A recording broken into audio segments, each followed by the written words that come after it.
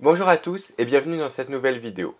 Je vous propose aujourd'hui de continuer notre série sur l'inspiration et l'interprétation de la Bible en abordant la question délicate de l'inhérence biblique. Je dis délicate parce que je sais que beaucoup de chrétiens, notamment dans le monde évangélique, considèrent cette doctrine comme absolument fondamentale. Moi-même, étant plus jeune, j'avais cette attitude. Aujourd'hui, j'ai toutefois changé d'avis et je n'adhère plus à l'inhérence biblique. J'aimerais dans cette vidéo vous expliquer pourquoi. Je commencerai donc tout d'abord par définir l'inhérence biblique, puis ensuite expliquer les raisons qui m'ont amené à ne plus y adhérer. Ensuite, je répondrai à quelques objections qui ont pu m'être faites lorsque j'ai commencé à douter de l'inhérence. Enfin, je terminerai en exposant ma propre position aujourd'hui.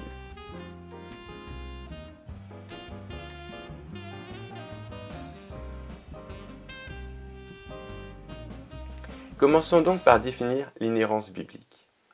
Inhérence est un terme qui veut dire sans erreur. L'inhérence biblique est la doctrine qui affirme que la Bible, dans ses textes originaux, est sans erreur, aussi bien sur les questions théologiques que sur les questions historiques et, entre guillemets, scientifiques.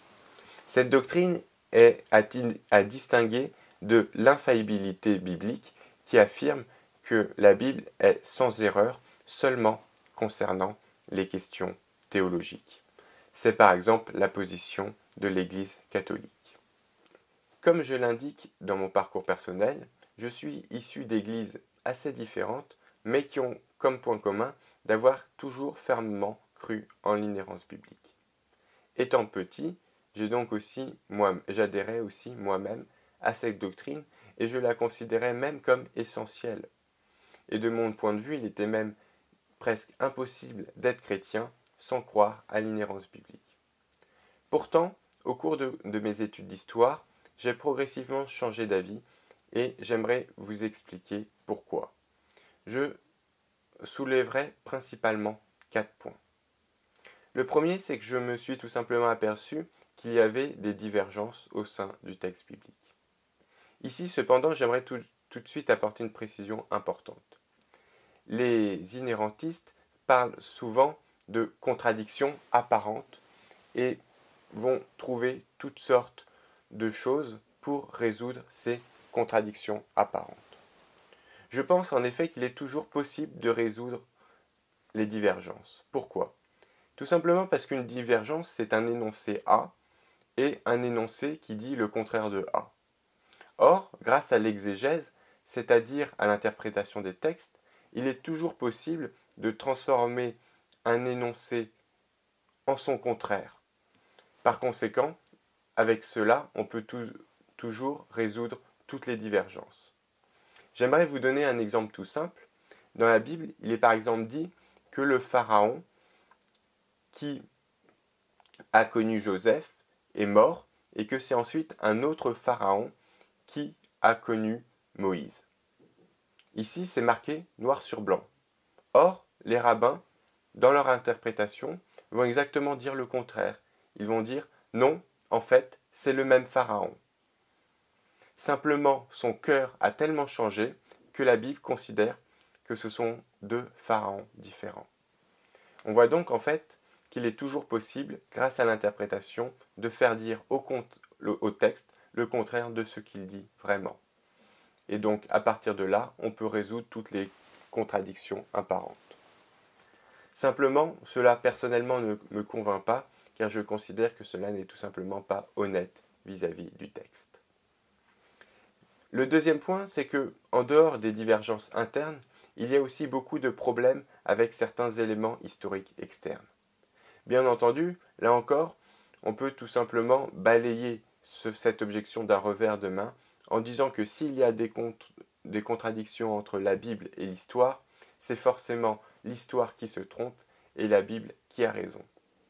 Le problème, c'est que si on commence à étudier la question dans le détail, on voit que ces objections sont en réalité beaucoup plus solides que ce que l'on peut penser, et il n'est pas possible de tout balayer d'un revers de main. Le troisième point, c'est que l'inhérence biblique repose sur un anachronisme. En effet, la doctrine de l'inhérence biblique affirme que ce sont les textes originaux qui sont sans erreur. Or, cette notion de texte original est tout simplement non pertinente pour l'Ancien Testament. C'est ce que j'expliquerai plus en détail dans une prochaine vidéo. Enfin, le quatrième et dernier point concerne la volonté de Dieu. Si Dieu avait voulu une Bible inhérente, il aurait pu faire une Bible inhérente. Et je pense d'ailleurs que cela se serait vu.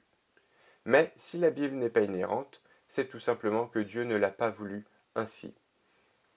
J'aimerais donc maintenant revenir sur 3 objections qui m'ont été faites lorsque j'ai commencé à douter de l'inhérence. La première, c'est que les chrétiens auraient toujours cru à cette doctrine, et que celle-ci n'a été remise en cause que par les courants libéraux à l'époque moderne ou contemporaine. La deuxième, c'est qu'abandonner l'inhérence conduit à mener une mauvaise vie chrétienne. Enfin, la troisième, c'est que l'abandon de l'inhérence peut être un danger pour la foi. Commençons donc par la première objection. Les chrétiens ont-ils toujours cru à l'inhérence biblique? Certes, il est toujours possible de trouver des chrétiens qui, tout au long de l'histoire, y ont cru. Cependant, en étudiant les pères de l'Église, et notamment aussi bien leurs traités de théologie que leurs commentaires bibliques, je me suis rendu compte que ceux-ci étaient très loin de l'inhérence telle qu'elle était définie dans le monde évangélique contemporain. Par exemple par la déclaration de Chicago. En effet, les pères de l'Église, pour la plupart d'entre eux, considéraient que ce qui était infaillible, ce n'était pas le sens littéral du texte, mais le sens allégorique. Et ils n'avaient aucun problème à admettre qu'il puisse y avoir des erreurs dans le sens littéral. Bien au contraire, pour eux, ces erreurs étaient une preuve que le sens littéral n'était pas le sens ultime, mais qu'il y avait un sens supérieur à celui-ci. Ici, la question n'est pas de savoir s'ils avaient tort ou raison, si leur exégèse est bonne ou mauvaise. Simplement, il s'agit de dire que eux-mêmes n'adhéraient pas à la définition contemporaine de l'inhérence biblique.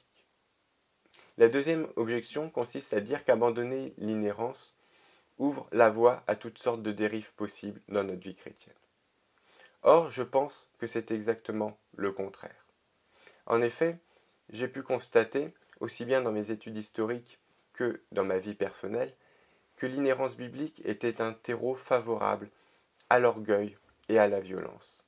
Les personnes qui adhéraient à l'inhérence biblique étaient souvent très promptes à se disputer avec les personnes qui étaient en désaccord avec elles.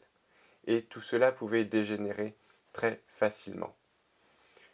Par ailleurs, certains chrétiens qui adhéraient fermement à l'inhérence ont pu faire, au cours de l'histoire, toutes sortes d'actes contraires à l'Évangile. En disant cela, je ne veux pas généraliser ni dire que tous les inhérentistes sont orgueilleux ou violents, ou qu'il suffirait de ne plus adhérer à l'inhérence pour manifester les fruits de l'esprit. Ce que je veux simplement souligner, c'est que ces deux choses-là, adhérer à l'inhérence biblique et mener une vraie vie chrétienne, ne sont pas liées. Enfin, la troisième et dernière objection concerne la foi chrétienne. Abandonner l'inhérence biblique, c'est mettre en danger notre foi. Là encore, je pense que c'est exactement le contraire. Cela m'a particulièrement marqué lorsque j'ai étudié la crise moderniste.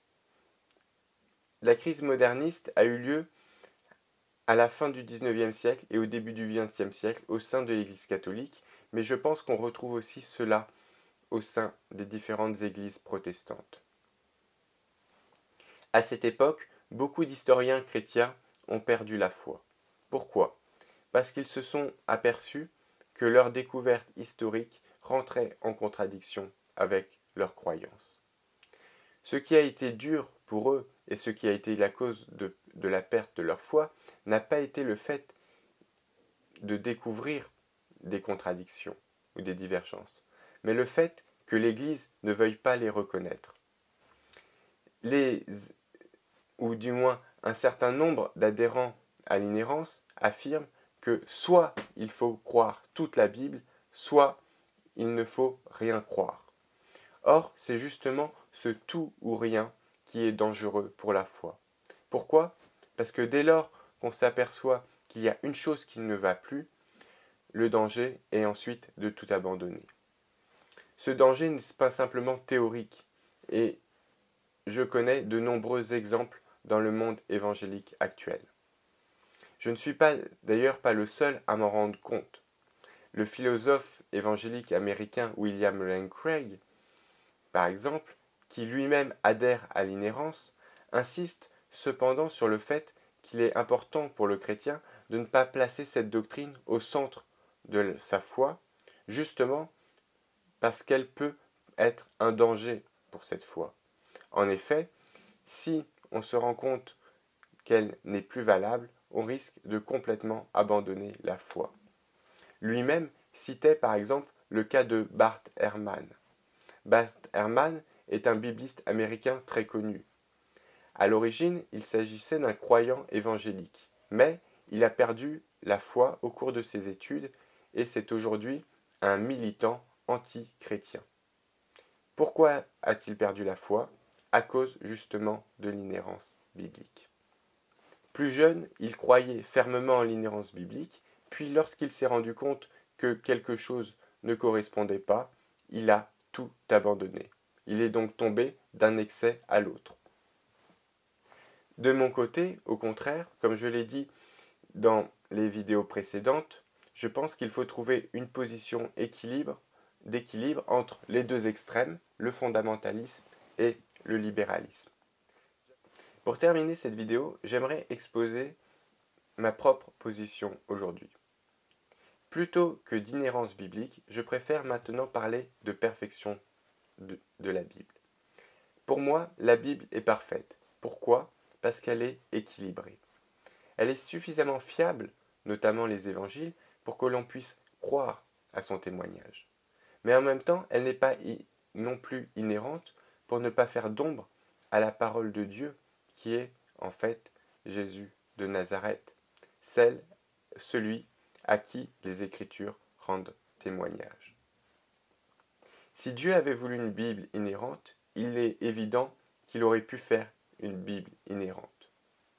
Mais je pense que si la Bible n'est pas inhérente, c'est tout simplement qu'il ne l'a pas voulu et que les choses sont mieux ainsi. Voilà, cette vidéo est maintenant terminée. Si vous avez des questions ou des remarques, vous pouvez me laisser un commentaire. Et si vous avez regardé la vidéo jusqu'au bout et que vous l'avez appréciée, vous pouvez me le signaler en me laissant un pouce vers le haut. Sur ce, je vous dis à bientôt pour une prochaine vidéo.